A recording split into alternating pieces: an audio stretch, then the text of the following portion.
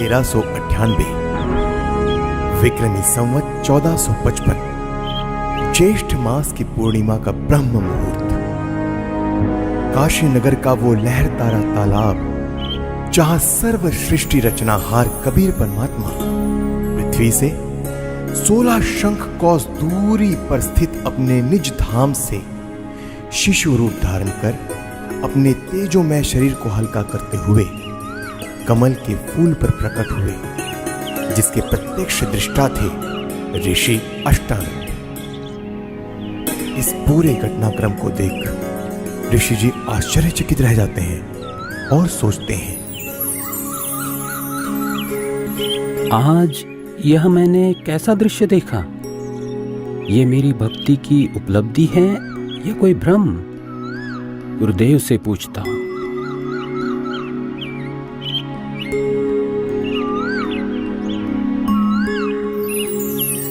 ऋषि अष्टानंद जी के गुरुदेव थे स्वामी रामानंद जी, जो कि विष्णु जी के उपासक थे और वैष्णव धर्म का प्रचार किया करते थे, जिसके लिए उन्होंने 1400 ऋषि शिष्य प्रचारक रूप में भी बना रखे थे।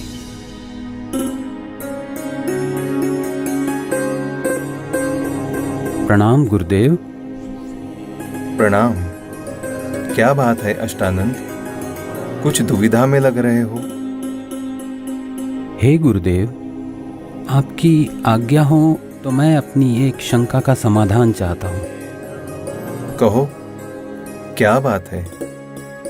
हे गुरुदेव, आज साधना करते समय मुझे आकाश से एक प्रकाश नीचे की ओर आते दिखा, जिसे मेरी आंखें सहन न कर सकी और आंखें बंद हो गई, जिसके बाद मेरी आंखों के सामने एक नवजात शिशु का प्रतिबिंब बन गया।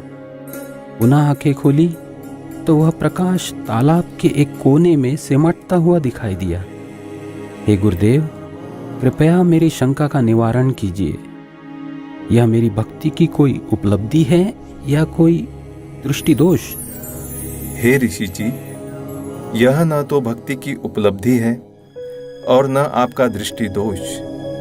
इस प्रकार की घटनाएं उस समय होती है जब ऊपर के लोकों से कोई देव पुरुष पृथ्वी पर अवतार धारण करने के लिए आते हैं और किसी स्त्री के गर्भ में निवास कर फिर बालक रूप धारण करके लीला करते हुए अपना अपेक्षित कार्य पूरा कर जाते हैं। अष्टानंद, कोई देव पुरुष ऊपर के लोकों से आया है। अब वह काशी नगर में किसी के घर जन्म लेकर अपना प्रारब्ध पूरा करेगा। स्वामी रामानंद जी ने अपने ज्ञान आधार से शिष्य अष्टानंद जी की शंका का समाधान किया। स्वामी जी का मानना था कि अवतार मां के गर्भ से ही जन्म लेते हैं, लेकिन स्वामी जी को यह ज्ञान नहीं था कि यहां कोई अवतार गण नहीं, बल्कि स्वयं पूर्ण परमात्मा अवतरित हुए हैं, जो किसी माता के गर्भ से जन्म नहीं लेते। वहीं दूसरी ओर काशी में ही नीरू नीमा नाम के एक मुसलमान जुलाहा दंपति भी रहा करते थे। वैसे तो इसी जन्म में वह ब्राह्मण और ब्राह्मणी थी। नीरू का नाम गौरी शंकर और नीमा का नाम सरस्वती था। उनकी कोई संतान भी नहीं थी। वह भगवान शिव की भक्ति करते थे और शिव पुराण की निस्वार्थ कथा किया करते थे।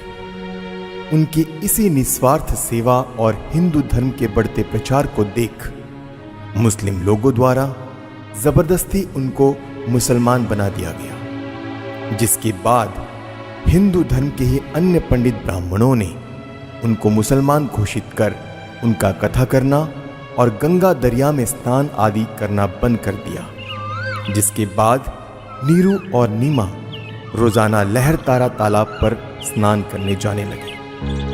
भले ही उनको मुसलमान बना दिया गया था, परंतु अब भी भगवान शंकर के प्रति उनकी अटूट श्रद्धा थी। प्रतिदिन की तरह ब्रह्म मुहूर्त में आज भी नीरू और नीमा लहरतारा तालाब पर स्नान करने जा रहे थे। संतान ना होने के कारण नीमा अपने भगवान शिव शंकर जी से रोते रोते हृदय से प्रार्थना करते हुए जा रही थी। हे भगवान शंकर, आपके दरबार में लालों की कमी है। एक लाल मुझे भी देते तो मेरा इस संसार में हिस्सा हो जाता। नीमा, हमारे भाग्य में संतान नहीं है। अगर होती तो भगवान पहले ही दे देते। आप रो मत। ऐसे रो रो कर अपनी आंखें खराब और कर लोगी। हमारा कोई उंगली पकड़ने वाला भी नहीं है इस दुनिया में। इसी प्रकार आपस में चर्चा करते करते नीरू और नीमा लहर तारा तालाब पर पहुंच जाते हैं, जहां पहले से ही कमल के फूल पर परमात्मा प्रकट हो चुके होते हैं।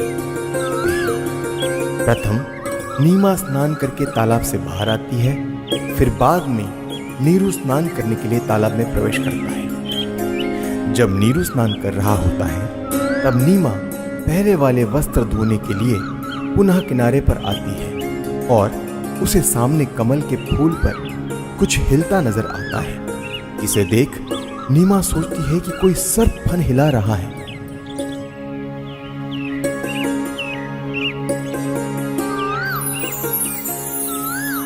देखना जी, कमल के फूल पर बालक है। कमल के फूल पर बालक है।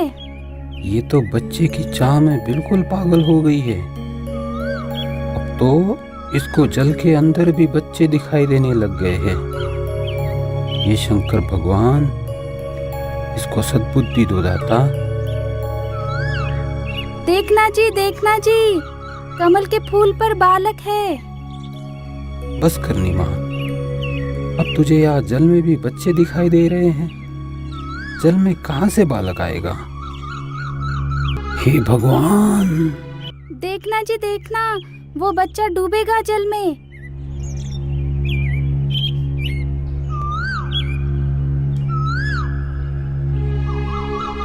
यह बालक पता नहीं किसका है।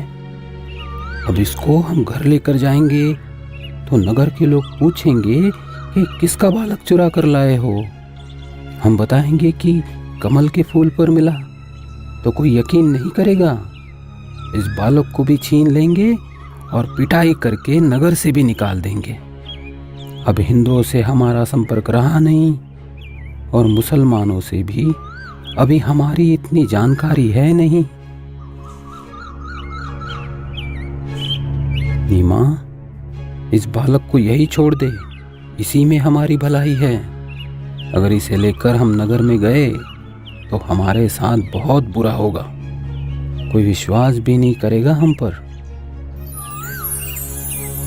नीरू नीमा को सारी स्थिति से परिचित करवाता है, जिसके बाद नीमा बोलती है, पता नहीं इस बालक ने मुझ पर क्या जादू कर दिया। इसे त्यागना अब मेरे वश में नहीं है, क्योंकि इस बालक ने जो मेरे अंदर आकर्षण पैदा किया है, उसी की वजह से अब मैं इससे दूर नहीं हो सकती। मैं मर सकती हूँ लेकिन इसे नहीं छोड़ सकती। नीमा, तू बहुत जिद्दी हो गई है।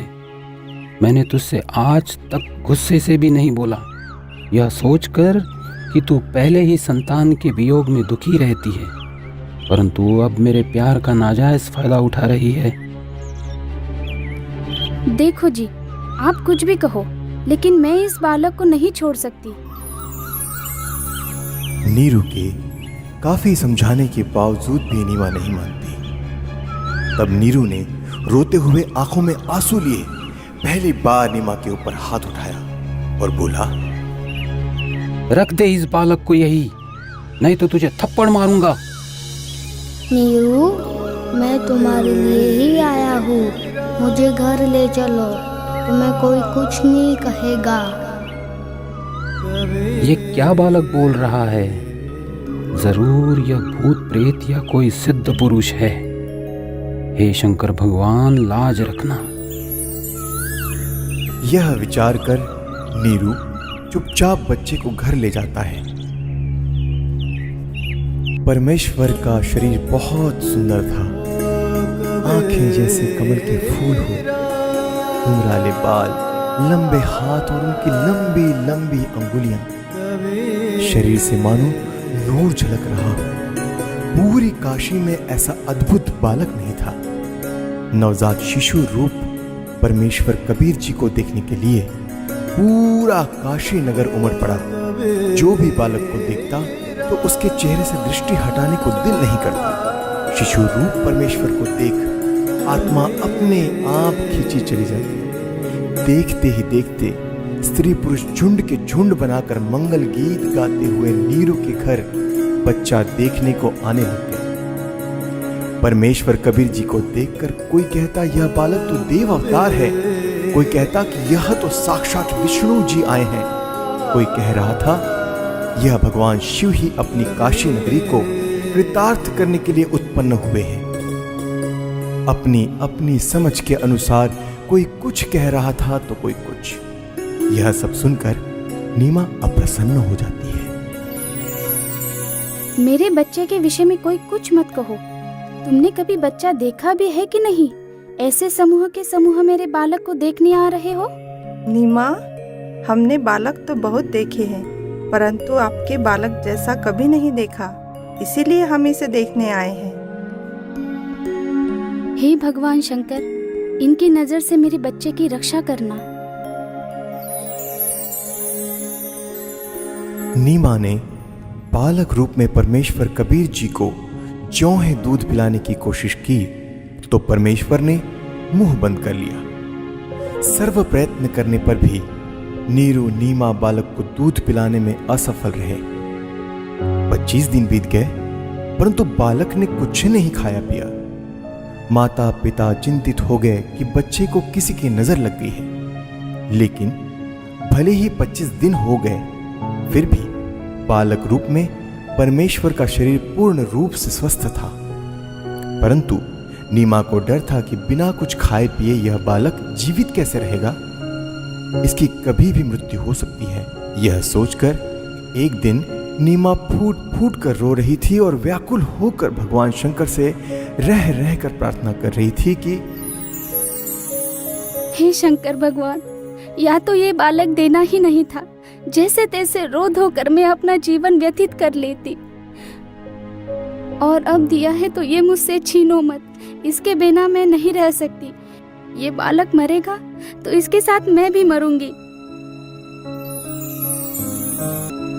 तब परमात्मा जो अजर अमर अविनाशी हैं भगवान शिव को प्रेरणा करके बुलाते हैं, क्योंकि उन्हें पता था कि मैं तो मारूंगा नहीं पर मेरी चिंता में जरूर मर जाएगी। क्यों रो रही हो बेटी? क्या परेशानी है आपकी? हे महात्मा जी, हम निसंतान थे। 25 दिन पूर्व भगवान शंकर जी ने यह बालक हमें दिया, लेकिन अभी तक इस बच्चे ने दूध नहीं पिया। सभी कोशिशें करके हम थक चुके हैं। आज भी इसने कुछ भी आहार नहीं किया। मैं इसलिए रो रही हूँ कि अब यह बालक मरेगा और इसके साथ मैं भी आत्महत्या करूंगी। आपका बालक मुझे दिखाइए। इस बालक की लंबी आयु है, यह मरने वाला नहीं है। देख नीमा, कितना स्वस्थ है, कमल जैसा चेहरा खिला है। हे विप्रवर, बनावटी सांत्वना से मुझे संतोष होने वाला नहीं है। बच्चा दूध पिएगा तो मुझे सुख की सांस आएगी। हे शंकर जी, आप इन्हें कहो एक कुंवारी गाय लाए, जिस पर आप अपना आशीर्वाद भरा हाथ रखना, फिर वह दूध देगी। मैं उस कुंवारी गाय का ही दूध पीऊंगा। बेटी, अपने पति को बुलाओ। नीरू, एक कुंवारी गाय ले आओ और साथ में कुम्हार के घर से एक घड़ा भी लेकर आना। वह बछिया दूध देगी, उस दूध को यह बालक पिएगा। नीरू कुछ देर बाद ही एक बछिया और मटका लेकर आ जाता है, जिसके बाद परमेश्वर कबीर जी के आदेशानुसार विप्र रूपधारी शिव जी ने उस कुंवारी गाय की पीठ पर आशीर्वाद भरा हाथ रखा। उसी समय उस कुमारी गाय के थन लंबे लंबे हो गए और थनों से दूध की धार बह चली। नीरू ने पहले ही वह पात्र गाय के थनों के नीचे रख दिया था। दूध का पात्र भरते ही थनों से दूध निकलना बंद हो जाता है। फिर उस दूध को शिशु रूपधारी परमेश्वर कबीर जी ने पिया। नीरू नीमा ने ब्राह्मण रूपधारी भगवान शिव के चरण लिए। तत्पश्चात वे प्ररूपधारी शिव जी वहां से चले जाते हैं।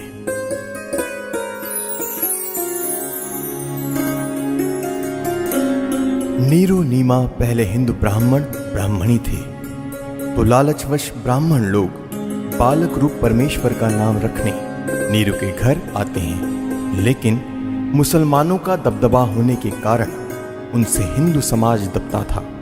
काजियों ने कहा कि अब यह मुसलमान हो चुके हैं, लड़के का नामकरण हम मुसलमान विधि से ही करेंगे। इतना कहकर नामकरण के उद्देश्य से काजी कुरान शरीफ को खोलता है, जिसमें प्रथम पृष्ठ की प्रथम पंक्ति का प्रथम अक्षर कबीर लिखा मिलता है। काजियों ने सोचा कि कबीर नाम का अर्थ बड़ा होता है, तो एक छोटी जाति के बालक का नाम कबीर रखना उचित नहीं रहेगा। यह सोचकर काजी द्वारा पुनः पवित्र कुरान शरीफ को खोला गया, तो दोनों पृष्ठ पर कबीर कबीर अक्षर लिखे मिले। इसके बाद काजी ने पूरी कुरान शरीफ का निरीक्षण किया, तो पूरी कुरान शरीफ में कबीर कबीर कबीर अक्षर लिखा था, अन्य लेख नहीं रहा। यह कोई साधारण बालक नहीं है, इस बालक ने कोई जादू जंतर करके हमारी कुरान शरीफ को ही बदल डाला। हे काशी के काजियों, मैं कबीर अल्लाहू अकबर हूँ। कल युग में मेरा नाम कबीर ही रहेगा।